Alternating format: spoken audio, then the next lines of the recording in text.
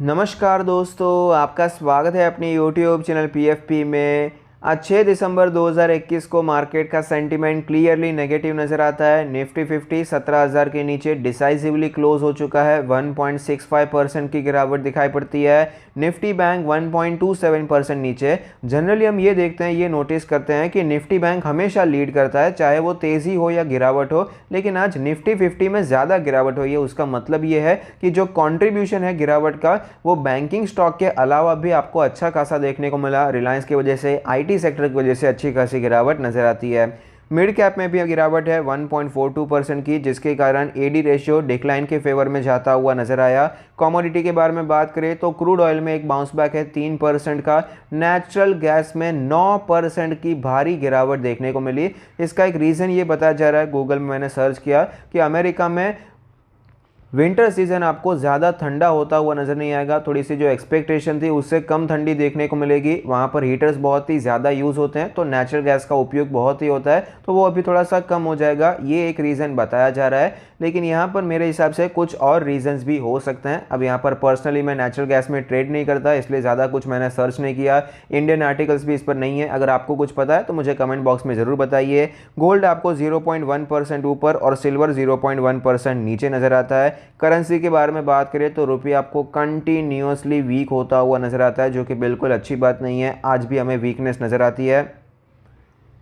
Global indices के बारे में बात करें तो आप देख पाएंगे ग्लोबली मार्केट्स आपको अच्छा परफॉर्म करते हुए नजर आई। आपको आधे 1% की तेज़ी नज़र आती है, लेकिन निफ्टी में इतना कुछ अच्छा बाउंस बैक भी हमें देखने को नहीं मिला। और SGX निफ्टी भी आप देख सकते हैं, वो भी फिलहाल हमें 17,000 के नीचे ही नज़र आते हैं, जो कि वीकनेस को दर्शा रहे हैं। लेकिन फिलहाल तो भाई अभी SGX निफ्टी को फॉलो ही नहीं कर रहे हैं। शुरुआत में लगता है गैप अप होगा, लेकिन तुरंत ही गिरावट भी हो जाती है। तो SGX निफ्टी फिलहाल के लिए तो हमें काम करता हुआ नज़र नहीं आता। एक सही इंडिकेशन यहाँ से नहीं दिखाई पड़ता है। निफ्टी के इंट्राडे चार्ट पर हमें क्लियरली पता चलता है कि आज कोई कन्फ्यूजन नहीं था, मार्केट नीचे ही जा रही थी, बिल्कुल वॉलेटिलिटी हमें देखने को नहीं मिली। 17,200 पे ओपन हुआ, कंटिन्यूसली मार्केट नीचे गई है। 16,900 के लेवल्स हमें दिखाई पड़ते हैं। 300 पॉइंट की गिरावट एक ही दिन में नज़र आती है। तो फिलहाल ऐसे मूवमेंट्स बहुत बढ़ गए हैं। 100-150 पॉइंट तो निफ्टी के लिए अभी बहुत ज़्यादा नॉर्मल हो गया है। एक्चुअली 100-150 पॉइंट भी कोई छोटी बात नहीं है, 1% का मूवमेंट है। लेकिन फिलहाल मार्केट ही ऐसी हो गई है कि आपको 200 पॉइंट का मूवमेंट तो आपको जनरली रोज नजर ही आ जाता है। तो वीकनेस है, उसमें कोई डाउट नहीं है। नीचे के लेवल से कोई खास हमें रिकवरी भी नजर नहीं आती है। खास क्या, कुछ रिकवरी हमें देखने को नहीं मिली है। डेली चार्ट के बारे में बात करें तो जैसा कि हमने डिस्कस किया था, सिमिलर मूवमेंट आपको होता हुआ नजर आया। 17,500 एक रेजिस्टेंस है। मैंने आपको एक वीडियो में भी बताया था, जब मार्केट ऊपर जाती है तो वो EMS पर सपोर्ट लेकर ऊपर जाती है, सपोर्ट लेती है, बाउंस बैक आता है, वापस आपको तेजी देखने को मिलती है। लेकिन जब गिरावट होती है, ट्रेंड जब रिवर्स हो जाता है, जब EMA डाउनवर्ड स्लोपिंग हो जाता है, तो वो EMA पर आती है, रेजिस्टेंस लेती है और वापस आपको ये नीचे जाती हुई नजर आती है।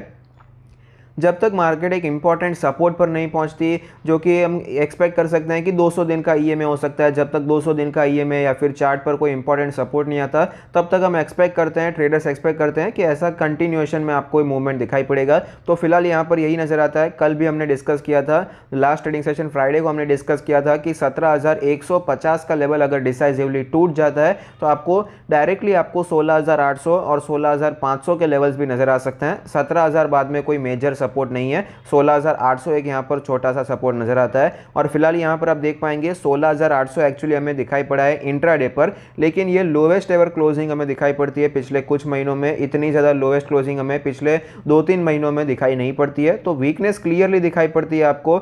यहाँ पर गिरावट हुई, यहाँ पर देखिए गिरावट देखने को मिली। 4-5 दिन तक ये मार्केट ऊपर जाने की कोशिश कर रहा था, फिर 2 ही दिन में आपको इतनी ज़्यादा गिरावट दिखाई पड़ती है। तो सेलिंग प्रेशर बहुत ज़्यादा है। कई लोग यहाँ पर कहेंगे कि ये जो ओमिक्रॉन वायरस है उसके कारण ये दिखाई पड़ सकता है, इसलिए हमें गिरावट देखने को मिल रही है। मेरा पर्सनली मानना है ये कोरोना की वजह से नहीं है, कोविड की वजह से नहीं है। FIIs माल बेच रहे हैं उसी की वजह से हैं। FIIs पहले भी माल बेच रहे थे, कोई ये जो ओमिक्रॉन का ये पूरा झमेला हुआ है उससे पहले भी FIIs माल बेचते जा रहे थे। तो ये FIIs के सेलिंग प्रेशर की वजह से ही आपको गिरावट देखने को मिल रही है। सिर्फ मैं नहीं, ज़ेरोधा के जो फाउंडर हैं उन्होंने भी ये बताया कि ओमिक्रॉन वायरस कोई इतना बड़ा इशू नहीं है, इन्फ्लेशन बड़ा इशू है। FIIs माल बेचते जा रहे हैं, ये कुछ इश्यूज़ मुझे नज़र आते हैं। उन्होंने इन्फ्लेशन पर ज़्यादा फोकस किया है। उन्होंने बताया कि ये जो वायरस चल रहा है यहाँ पर तो अभी ज़्यादा स्टडी भी नहीं हुआ है कि फैटलिटी की कोई न्यूज़ आपको नज़र नहीं आती, कोई मर गया, कोई ऐसा न्यूज़ अभी फ़िलहाल इतना ज़्यादा नज़र नहीं आता है। जिन्होंने वैक्सीन ली है उस पर क्या असर होगा, वो भी इतनी ज़्यादा आपको डिटेल्स फ़िलहाल इस वायरस रिलेटेड, इस वेरिएंट से रिलेटेड आपको फ़िलहाल तो ऐसी कोई न्यूज़, ऐसी कोई स्टडी नज़र नहीं आती है। तो फिलहाल मार्केट पर जो प्रेशर नज़र आता है वो आपको मेनली इन्फ्लेशन के जो वरीज़ है, आपको वापस इंटरेस्ट रेट बढ़ते हुए नज़र आएंगे और FII सेलिंग कर रहे हैं। मेन बात तो मेरे हिसाब से यही है। अभी क्रिसमस में FII जनरली छुट्टी पर चले जाते हैं, तो उनको अभी तक सेलिंग करना है। बाद में स्टेट इलेक्शन होंगे, बजट आएगा, तब तक मार्केट में आपको ये वॉलेटिलिटी कंटिन्यू रहती हुई नज़र आएगी। एक और चीज़ मैंने आप नोटिस किया जो कि मैं आपके साथ शेयर करना चाहूँगा। फिलहाल जो मार्केट में निफ्टी 50 में गिरावट हो रही है, निफ्टी 50 मेरे हिसाब से आपको 200 डेज़ के मूविंग एवरेज पर मिलेगा, जो कि 16,200 16,000 के आसपास का जोन, ये 100-200 पॉइंट का जो जोन है वहाँ पर निफ्टी आ सकता है। ऐसा मैंने वीकली एनालिसिस के वीडियो में भी आपके साथ शेयर किया। तो यहाँ पर जो फैक्टर्स होंगे, जो स्टॉक्स में गिरावट होगी, मेरे हिसाब से वो बैंकिंग स्टॉक अभी इतना ज़्यादा यहाँ पर ये फैक्टर नहीं करेंगे, क्योंकि बैंकिंग स्टॉक में ऑलरेडी गिरावट हो गई है। बैंकिंग स्टॉक्स अपने सपोर्ट के आसपास ऑलरेडी आ चुके हैं। हम as a retail investor support क्या देखते हैं भाई, 200 दिन का EMA एक अच्छा सपोर्ट है। जनरली मैक्सिमम स्टॉक्स आपको 200 दिन के मूविंग एवरेज पर नजर आते हैं। बैंकिंग स्टॉक की बात कर रहा हूं, तो वहां पर जो अभी पोटेंशियल है गिरावट का थोड़ा सा कम नजर आता है। बाकी स्टॉक में अभी रिलायंस में 5-10% की गिरावट और हो सकती है, उसमें अभी भी स्पेस है। IT स्टॉक्स में हो सकती है, कुछ फार्मा स्टॉक्स भी हैं जिनका वेटेज भी काफ़ी अच्छा है, वहां पर हो सकती है। ऑटो स्टॉक्स तो ऑलरेडी आपको नीचे आते हुए नजर आए हैं। इस प्रकार से मेरे हिसाब से अभी दूसरे जो स्टॉक्स हैं वो भी आपको यहाँ पर गिरावट में कंट्रीब्यूशन थोड़ा सा ज़्यादा दे सकते हैं in comparison to banking stock. आपका क्या व्यू है, मुझे कमेंट बॉक्स में ज़रूर बताइए।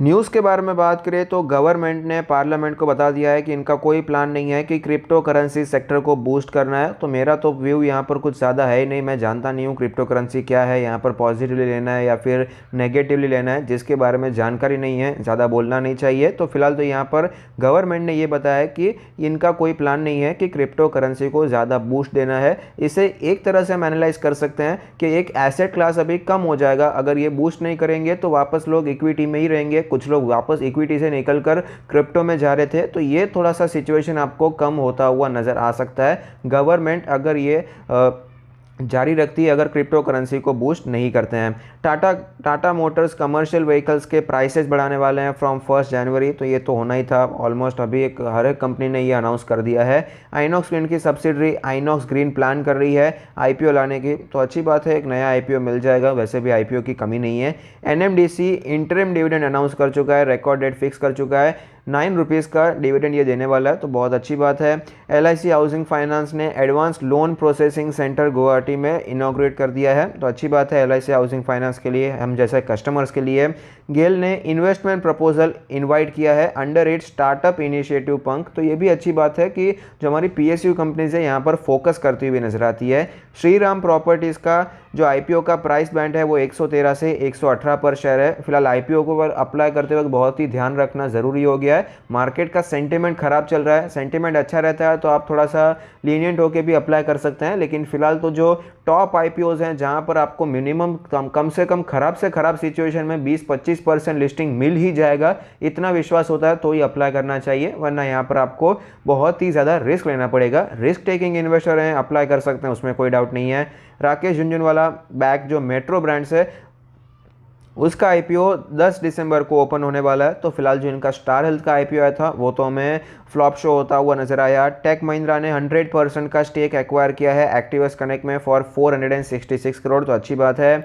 एस्ट्राजेनेका अपने जो नए वैक्सीन का डिवीजन है उसके लिए लिस्टिंग करने के बारे में सोच रही है, तो अच्छी बात है। फिलहाल तो IPOs की बारिश होती हुई नजर आती है। तो अगर आपको ये वीडियो अच्छा लगता है तो प्लीज़ कोई फीडबैक दीजिए। Thank you, stay happy, happy investing.